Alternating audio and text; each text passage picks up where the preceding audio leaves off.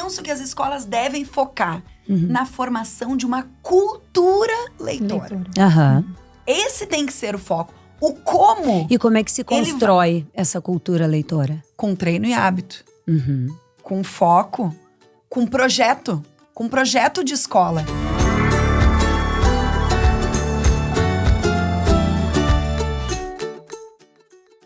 Começa agora Letrando, o podcast produzido pela plataforma de leitura Elefante Letrado. Neste episódio, Sheila von Tobel, jornalista e fundadora do Elefante Letrado, conversa com a coordenadora pedagógica Carla Fonseca. Olá, bem-vindos a mais um podcast Letrando.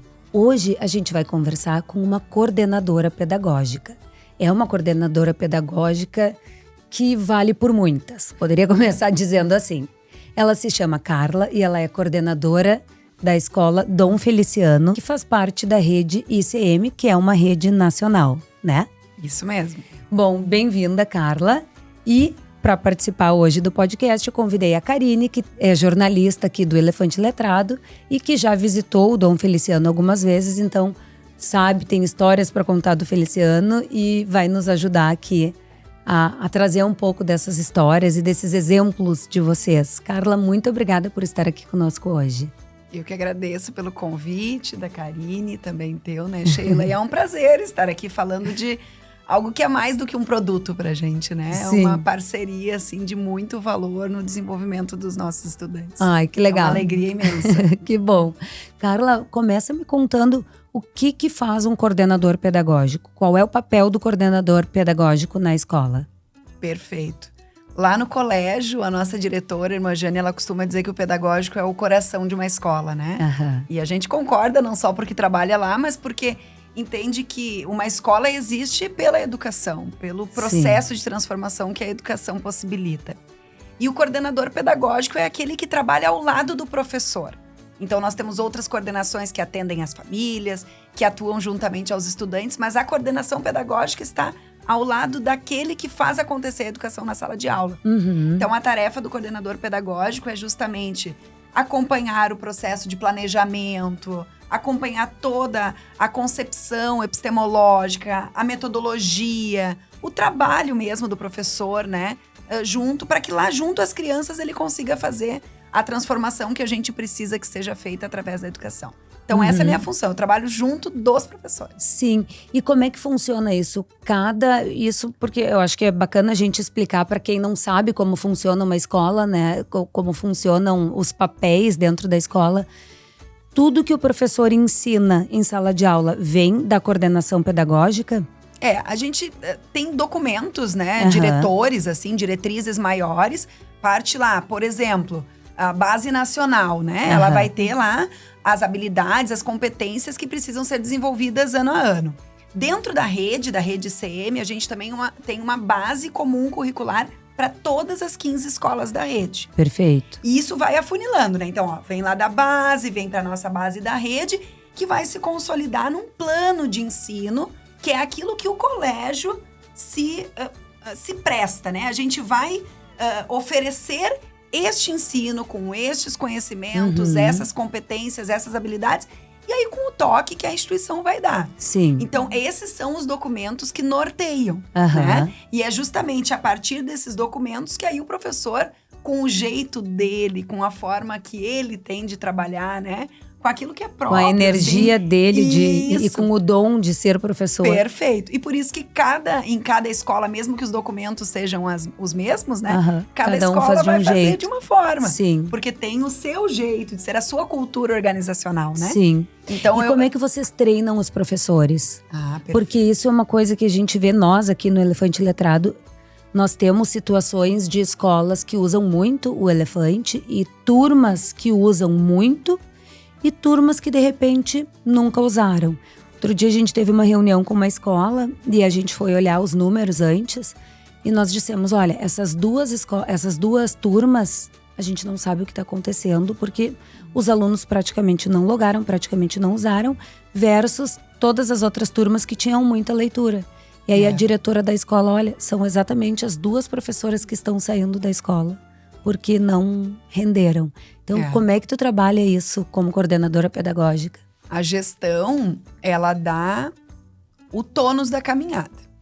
Então, eu tenho isso muito presente. A gente tem na escola muito presente, né? A gente não chama nem de treino, né? De treinamento. A gente chama de formação continuada. Quer dizer, o processo de formação que começou lá numa graduação, que certamente tem continuidade nas pós-graduações que as professoras fazem, né? Ela é uma parte importante do trabalho, mas a mais importante é aquela que acontece no dia a dia da escola. Então, esse processo de formação continuada, as assessorias, né? Que a gente pede, vamos lá, precisamos de uma assessoria para determinada série, né? E não só relacionada ao elefante, mas a todas as outras temáticas. A qualquer matéria. Precisam acontecer, assim, com bastante frequência.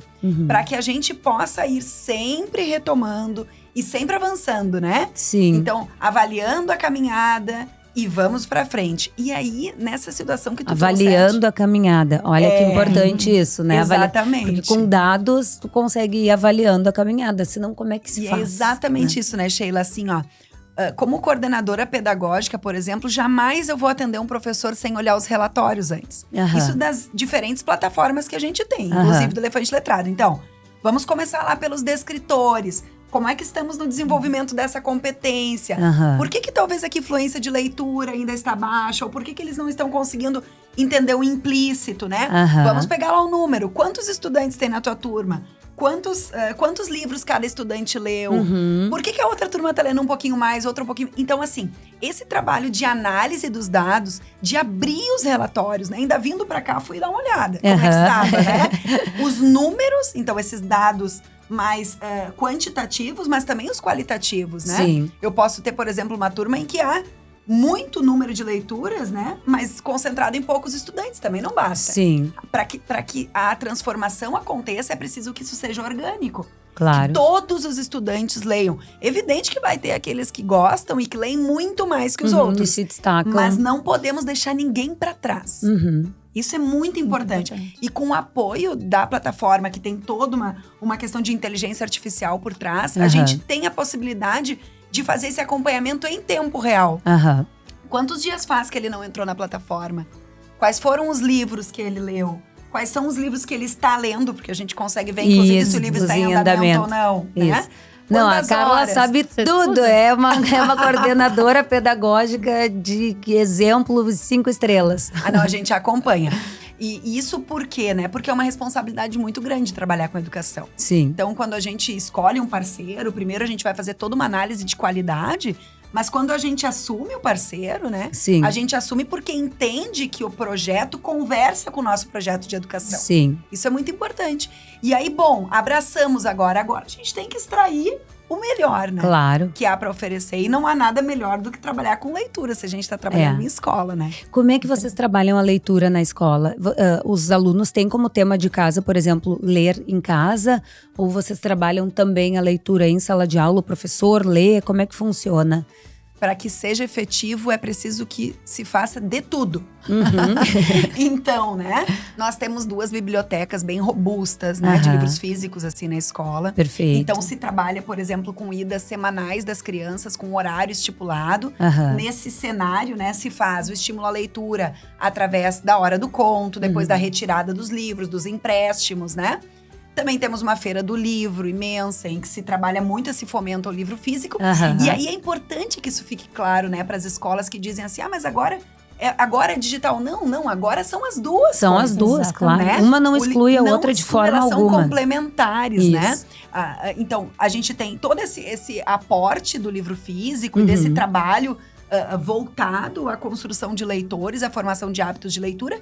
E aí a plataforma vem para consolidar esse trabalho e para trazer aquilo que às vezes eu não consigo com a leitura do livro físico, que são os dados. Sim. Exatamente, através das atividades que tem depois, que eles fazem, né? Eu consigo ver se ele tem fluência naquele determinado escopo linguístico. Então, a gente consegue ver a gravação do estudante, então já consegue analisar a fluência de leitura. A gente, quando ele, por exemplo, cria um novo final para a história ali na plataforma, a gente consegue ver a dimensão da criatividade. Sim. Então, esses dados, que a plataforma consegue nos trazer se somam aos dados que a gente coleta em sala de aula, aos dados, né, advindos ali do processo de interação do professor com o estudante, né? E aí se forma esse complexo, que é um complexo de estímulo à leitura. Sim. Então, entender como complementar, né? A gente jamais vai ter a substituição do livro físico, jamais. Mas a gente precisa até incentiva o outro, sem né? dúvida. Porque as crianças que pegam fluência ali lendo, porque no Elefante, esses anos iniciais, os livros são menores, Perfeito. com menos palavras, e conforme a criança vai evoluindo, eles vão aumentando. Mas esse negócio de ter livros menores, com menos palavras, faz com que a criança se estimule, porque já li 1, já li 2, já li 3, já Sem li dúvida. 10, já li 20… E quando vê, ela tá com E daqui fluência. a pouco eu recebi um certificado, né? A gente trabalha muito com certificados que a plataforma traz. Então, isso tudo vai estimulando a Que leitura, legal. né? E o que assim, eu vejo, né, Sheila, assim, acompanhando, é que a gente vem, de fato, em um crescente de volume, de quantidade, que revela, sem dúvida, uma fluência maior em qualidade. Né? Se a gente pegar, por exemplo, desde o início em que a gente utilizou a plataforma, nós já lemos mais de 70 mil livros. Que legal. Então, 70 mil livros é muito livro. É muito. Né? É muita Não, transformação. é muito né? legal saber esse número, né? Porque o digital traz sim. esse benefício de saber quantos livros foram lidos. Então, fiz até um comparativo, né, esses dias, ó, de janeiro de 22 a junho de 22, nós lemos em torno de 15 mil livros. De janeiro de 23 a junho de 23, para pegar o mesmo período, 25 mil livros. Então, isso revela também um crescente engajamento do professor nesse processo. Sim. Um crescente engajamento das famílias, né? Tu perguntaste antes, né, Sheila, se a gente faz o trabalho na escola ou tema de casa. A gente faz tema de casa. A gente leva para o laboratório de informática e faz na escola. A gente traz os carrinhos de Chromebook para a sala de aula e lê na sala de aula. E também, então, isso, e mais isso. E acho que é importante… Para dar certo, é importante isso, Isso, né, é importante destacar também, Carla, eu conheço, né, porque já fui na escola, já conversei com você, já fiz matéria sobre a escola, porque é um exemplo para nós, aqui no Elefante Letrado, de que esse incentivo ao hábito da leitura vem de absolutamente todos os profissionais que estão no ambiente escolar. Se puder nos contar um pouquinho de como funciona isso, porque tem todo o incentivo de vocês, os professores precisam ler, todos os funcionários. Absolutamente todos precisam, Isso é um baita exemplo para nos contar e ensinar outras escolas, né, a repetirem esse modelo. Perfeito. Porque as crianças acabam se espelhando nos professores, nos gestores, né, com isso. Nós temos um projeto que se chama o acompanhamento através do leiturômetro, né? Tá. O leiturômetro, ele foi baseado em outros ômetros que tem aí, né? Impostômetro, etc. Mas a gente utiliza para algo que é bem mais maravilhoso, que é para leitura, né? Então, existe esse estímulo para que tanto os profissionais, os professores, os funcionários de todos os setores da escola, ao lerem, eles vão trazendo numericamente quanto leram, mas também trazem sugestões de leitura para os colegas. Então, temos painéis, né? Com o projeto Leitura é Vida, painéis em que se indica, né? Eu indico tal livro, por que eu indico, né? E é um movimento. Então, esse movimento ele acontece entre os professores, entre os funcionários, entre os estudantes, né? Isso vai crescendo. O projeto de leitura, ele precisa ser um projeto de escola. Ele não pode ser um projeto isolado, né? Senão ele não vai acontecer de forma orgânica. Então, o Dom Feliciano tem um projeto de leitura. E ele vai trazer parceiros como o Elefante, né? Para se somarem a esse projeto que é nosso. Então, isso mostra essa responsabilidade, né? Vocês têm um período, por exemplo, todos os dias, tal hora, para todo mundo para ler? Ou não é assim ainda? Como é que funciona? Em uma série em especial, historicamente, que é o 2º ano, a gente tem um momento que a gente chama de Blitz da leitura. Em que isso acontece, né? Mas não é, assim, algo institucional. É de uma série em especial. Porque, na verdade, né, Sheila, o que a gente entende? É preciso que a leitura faça parte como um hábito. E aí, em cada série, conforme as suas demandas, isso vai se construindo de uma maneira diferente, né? Então, sim, existe essa iniciativa, mas ela não é, assim, do todo Sim, da não escola, é, né? tipo, os Vamos alunos parar entram para 8h30. Bom, todos os dias das 8h30 às 8h50 é o momento da leitura. Não. E tu acha viável implementar isso nas escolas? Como uma parada. Como uma parada, porque assim, a gente sabe, todo mundo sabe que a leitura muda tudo. A leitura faz toda a diferença. Para português, para matemática, química, física, não importa. A leitura Impacta. o principal. É a base de tudo. É a base de tudo. É o que a gente. Promotora, né? Então, eu fico pensando qual é a dificuldade de se estabelecer. Esse é o meu sonho, que todas as escolas estabelecessem, bom, todos os dias. Não é, porque é o hábito, né? Aquilo que a gente fala, é como tomar banho, é como escovar os dentes. Hábito. Tu tem que fazer todos os dias. Então, qual é a dificuldade de estabelecer todos os dias, das 9 às 9h15, ou das 8h30 às 8h50, não importa. Todo mundo vai parar e é o momento de leitura da escola. Perfeito. Me dá, como coordenadora pedagógica, visão, me dá uma né? visão, porque para quem tá de fora parece fácil fazer isso, né? Afinal de contas, tipo, leitura é a coisa mais óbvia que a gente tem que trabalhar com as crianças. E por que eu não posso estabelecer como regra 20 minutos de leitura por dia? O que eu te diria hoje? Hoje o colégio tem 2.000 estudantes, né? Então, assim, diferentes turmas de todos os níveis, enfim. Talvez um impedimento, o maior impedimento seria essa organização curricular que ainda no Brasil ela tem uma rigidez maior dos períodos, né? O que poderia, né, Sheila, impactar, por exemplo, um período sempre é o mesmo, ou seja, eu só tenho o primeiro período naquela turma, né? E aí eu vou parar sempre meia hora para ler ali. E, bom, entendendo também que isso deveria ser uma leitura também por fruição. Então, ela não poderia ser uma leitura só daquele componente curricular, né? Sim. Então, poderia ter um impacto, assim, no desenvolvimento daquele escopo intelectual que é próprio daquela área do conhecimento. Mas como eu vejo isso, assim, Sheila, eu vejo como uma construção de cultura. Se a gente tem aquilo como hábito ou como cultura, independente do momento, vai acontecer. Eu vejo assim, a gente vê isso como professora, como coordenadora, você vê como mãe também, né? Vocês também são mães, né? Sim. A minha filha, por exemplo, ela não lê, ela não dorme sem ler. E ela tem 7 anos. Quer dizer, é uma construção de um hábito. Sim. Então, bom, e exemplo e mãe em cima. Isso, e a mãe, gente pai, não abrindo mão, né? Não abrindo mão. Mas assim, poderia então se parar da 1h15 a 1h45? Poderia, mas o hábito nela tá construído. Então ela não vai deixar de fazer. Então o que eu penso que as escolas devem focar? Na formação de uma cultura leitora. Esse tem que ser o foco. O como. E como é que se constrói essa cultura leitora? Com treino e hábito. Com foco. Com projeto de escola. O que eu mais vejo? As modas, né? Veio agora a moda de determinada corrente pedagógica. Aí só se fala nisso e daqui a pouco morre. Aí vem uma outra onda de uma outra corrente, só se fala nisso e morre. Projeto de escola, ele tem que ser blindado de moda. Projeto de escola é algo muito sério. Então, ela precisa ter pilares sustentadores. Por exemplo, a leitura é um pilar sustentador. E isso não se pode abrir mão. Quer dizer, eu posso inovar na plataforma, mas a leitura sempre foi pilar no Dom Feliciano. Sim. Então, hoje eles fazem com a biblioteca do livro físico e também com o digital. Mas por que continua dando certo? Porque é cultura. Sim. Então, o que eu focaria como coordenadora de uma escola talvez que não tivesse essa cultura é em elaborar um projeto robusto de escola, de fato, sentar, projetar, curto, médio, longo prazo, se eu entendo que a leitura ela é relevante para a transformação. Sim. Porque isso tem que ser uma decisão de escola. Sim. Talvez a escola vai dizer, não, o que é relevante para a transformação é Y.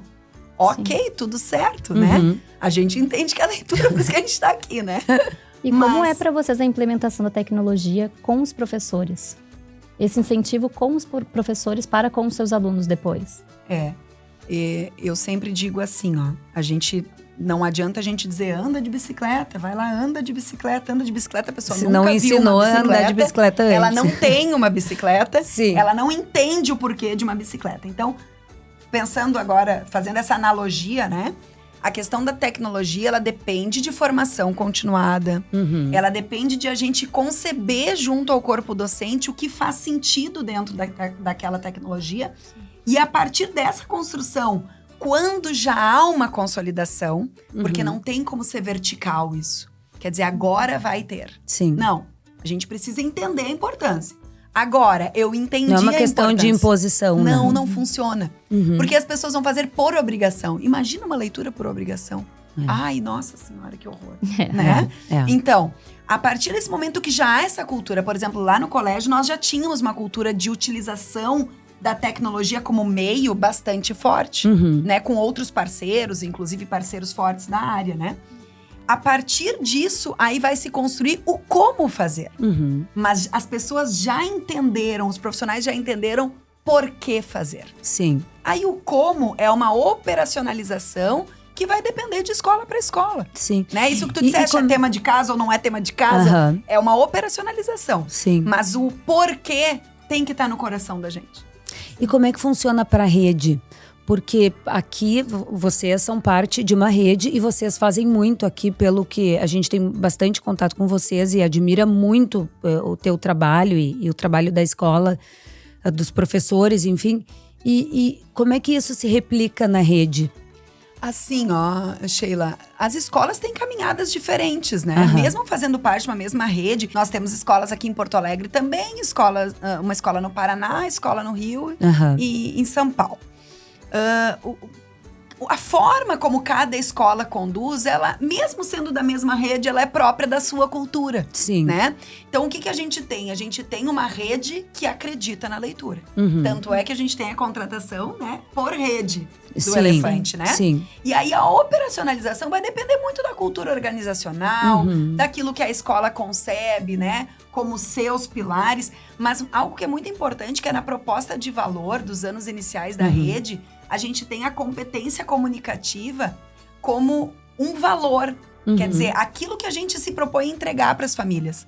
Né? Então, em todas as escolas existe esse trabalho para se trabalhar com a competência comunicativa, em que um dos pilares é justamente a leitura, para que eu possa desenvolver essa competência, né? Então, sim, existe assim um projeto maior, que é um projeto de rede, que vai direcionar, olha, eu preciso disso, né? Sim. E agora, porque eu fico pensando, olhando a rede, olhando as escolas da rede, obviamente sempre tem as que mais se destacam, as escolas que mais se destacam. E estar numa rede é bacana para poder ter essa comparação e entender, bom, o que essa escola aqui está fazendo, que eu posso seguir como exemplo para replicar nas outras. Isso em todos os produtos e em todos os processos, né?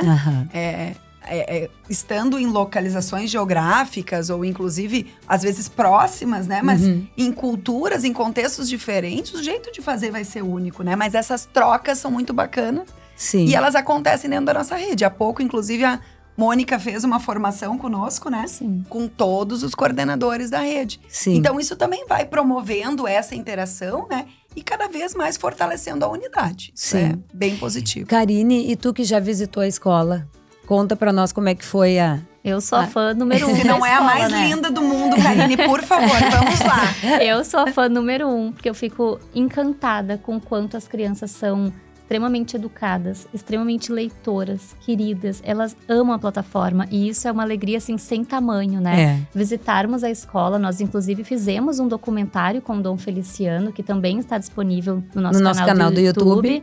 Aqui. Então, assim...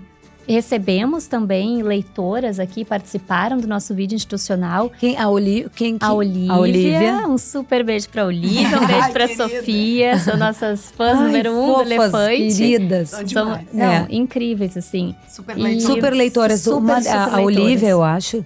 Eu perguntei quantos livros tu já leu no Elefante. 1000, foi a Olivia, né? Que leu 1.300 e não sei quanto. No dia que a gente gravou o vídeo institucional, todos os adultos na volta, todo mundo caiu para trás. Como assim? 1.300 livros? Sim, E o isso uma bacana, criança né, de é 8, mas 9 anos, né? E o bacana é que a gente tem dados disso. Tem dados, então, assim, exatamente. E a gente sabe o dia que irrefutável, leu, né? o tempo Isso. que leu, o horário que leu, tem toda a informação. É inquestionável, né? É muito essa legal. é a relevância Elas dos são dados. surpreendentes e nos chama ainda mais atenção na forma delas de se comunicarem. Como a Sim. leitura fez Faz efeito diferença, nisso, fez muita exatamente. diferença Sem dúvida. nisso. Claro. Elas são meninas de 8, 9 anos com uma fala exemplar para a idade delas, Super né? articuladas, Super né? articuladas. Sem dúvida. Elas não têm vergonha de nada, desenvolvem absolutamente todos os conteúdos que tu trouxer para elas. É. São extremamente capazes, assim, Esse é o poder transformador da leitura. da leitura. É. Isso Sem mesmo. sombra de dúvidas. E é isso que, né, Karine, que tu trazes, assim, esse clima que tu sentes na escola, ele é resultado de um projeto de escola. Uhum. Então, Todo mundo isso tem que conhece, ficar né? claro, E esse né? projeto é claro para todos os professores. É claríssimo, claríssimo. No início ainda comentávamos aqui nos bastidores sobre seleção, né? É, pois no é. momento da seleção de professores, existem perguntas, existem funções que eles precisam exercer naquele momento que nos mostram se esse professor vai se engajar ou não nessa proposta. Sim. E o professor faz toda a diferença na vida do aluno, né? O professor é a base. A gente sempre comenta assim, ó, que ele tá lá na ponta, né? Quando alguém vai matricular numa escola, ele não matricula porque tem uma excelente coordenadora pedagógica, e nem porque tem uma excelente diretora. Embora isso seja relevante. Mas Sim. ele se matricula porque ele sabe que existe aquele professor. Que Aham. alguém já falou daquele brilho no Sim. olho, daquele trabalho, daquele cuidado, É. né? Sim, Então, e é isso. um bom professor muda a vida de uma Muda. criança, bem como um professor não tão dedicado e não tão bom faz o efeito contrário, né? É Pode verdade. afetar a autoestima do aluno. Então, o professor é uma profissão que tem um papel muito especial, muito significativo na vida de uma criança, né? Quando a gente está falando aqui em leitura para crianças pequenas, que é o nosso foco aqui, né? A qualidade de leitura, assim, toda a formação do leitor, ela se determina na infância. Então, a gente precisa cuidar, assim, como um diamante, né?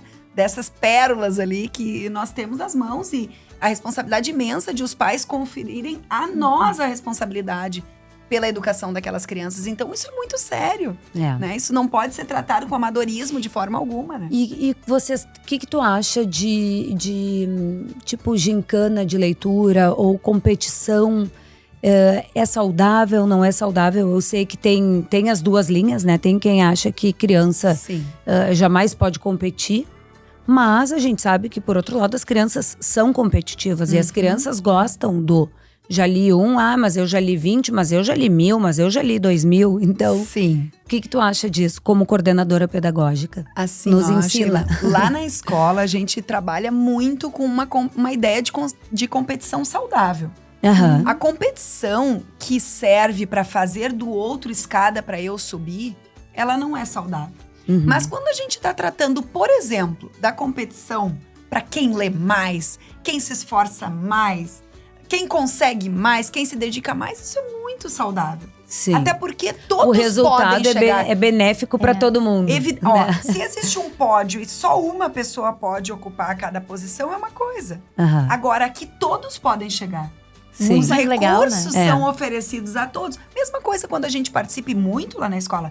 Olimpíadas do conhecimento, Olimpíadas de matemática, Olimpíadas. Aham. A gente trabalha assim com essa ideia de que, olha, tu podes mais, tu tens aqui o teu certificado, agora no próximo tu vais conseguir ir além, né? Aham. Então recomendo- vamos continuar tentando. Então, sim, nós entendemos que o que a gente vai precisar cuidar, assim, é cuidar essa questão de se não é estímulo-resposta, né? Aham. Eu vou te dar uma bala, um chocolate, né? Aham. Se tu leres Um tantos chocolate livros. no Egg Bauer, nosso patrocinador. Embora, claro, que o chocolate no Bauer vale muito, mas enfim, né? Essa ideia, assim, ó, de eu fazer apenas porque haverá uma recompensa, a gente toma bastante cuidado. Sim, Porque a recompensa maior precisa ser a aprendizagem, claro. né? Olha, eu nós estou fazendo podemos- porque eu estou aprendendo. E Porque nós podemos te confirmar que isso é muito verdade na prática da escola, porque na gravação do nosso vídeo institucional, a Sofia falou em determinado momento. É. Lá na escola a gente não faz competição. A gente não fica brincando um com o outro, A gente tirando não faz sarro, bullying. A gente não faz bullying. Ela falou, a um gente com não o faz outro. bullying com quem só leu 100 versus a gente que já leu 500 ou 1000. Exatamente. A gente Tipo, a gente se incentiva, apoia. a gente se apoia. Isso é. O outro colega para ler mais e chegar no mesmo nível em que eu estou. Isso aí, ano passado, inclusive, nós fazemos 2 cerimônias ao ano de entrega de medalhas e certificados para Olimpíadas, enfim, essas questões de conhecimento que Sim. são, imagina, gente, é o foco da escola, né? Sim. E aí nós fizemos uma premiação para as turmas mais leitoras. Aham. Então, assim, não pegamos ali o escopo do indivíduo, né? Sim. Quais foram as turmas em cada segmento que leram mais? E aí fizemos, assim, uma celebração. Sim, isso é muito legal Porque- para engajar a turma Isso, como um todo. Porque assim, ó, a gente precisa diferenciar o que é uma recompensa do que é uma celebração. Aham. É diferente. A ideia da recompensa eu faço porque há. Eu faço porque tem contrapartida. A celebração eu faço porque eu quero mais. Sim. Eu quero... E aí lá, se eu conseguir uma vitória, atingir uma meta, a minha turma venceu, a minha turma cresceu. Agora, por exemplo, poxa, na diferença de um ano para o outro, nós lemos 10.000 livros a mais no mesmo período. A gente vai precisar celebrar isso agora em julho. Que legal. Então, precisamos levar o elefante no pátio, fazer alguma coisa com as crianças, né, Karine? Por quê? Porque a ideia de que... Quem sabe levar um Gente, um eu estou mascote. apaixonada. Eu estou apaixonada pelo senhor elefante miniatura aqui, mascote. Mas é isso, né, gente? É entender que a gente vai sempre se esforçar, não para usar o outro como escada e eu ser melhor, mas ser melhor do que eu fui ontem. Sim. Ser um melhor leitor do que eu fui na semana passada. Ser um melhor estudante do que eu era. E por isso eu vou ler mais, me esforçar mais. Então isso a gente precisa dar essa injeção de ânimo para as crianças. Sim. Querer ser mais. Querer ir além. Não além do outro, além de mim mesma. Claro. Sim. Essa é a melhor superação que a Sim. gente pode ter, né? Carla, e deixa um recado para os pais. O que tu, como coordenadora pedagógica, como uma pessoa que entende muito de crianças, de professores, o teu mundo é esse ambiente, Sim. né? E às vezes um coordenador pedagógico, um professor, passa mais tempo com a criança, com o filho daquela família, do que a própria família, né? Perfeito. O que tu tem para dizer para os pais? Sabes que às vezes os pais perguntam pra gente isso, né? Qual é a minha função? Aham. Ou até às vezes se atrapalham um pouco na função deles, né? Porque às vezes entendem que a função é fazer junto. Aham. E a função maior da família é apoiar, é ser suporte, Uhum. é mostrar que aquilo que a escola faz tem valor. Aham. Se a família soubesse a potência que há nisso em dizer, se a tua professora pediu 20 minutos de leitura nessa semana, é porque isso é altamente relevante. Uhum. Esse caminhar junto, se as famílias soubessem a potência que isso tem, elas fariam mais. Então, a principal dica para as famílias, primeiro, bom, relacionado à leitura, senta junto, vamos ler, abre a plataforma, né? Abre um livro físico, combina, vamos ler um hoje desse jeito, amanhã de outro. Faz daquele momento um momento de integração, né? Uhum. E para todas as outras questões que não são leitura, apoia.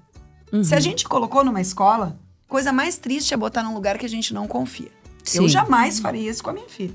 Sim. A gente tem que pôr num local que a gente confia. Afinal de contas, é o bem mais precioso que a gente tem na fase mais importante da vida, Sem dúvida. né? Uhum. Então, em primeiro lugar, eu confiei. Agora, deixa claro pro teu filho que tu confiaste. Uhum. Deixa muito claro para ele que é fundamentalmente relevante aquilo que a professora pede.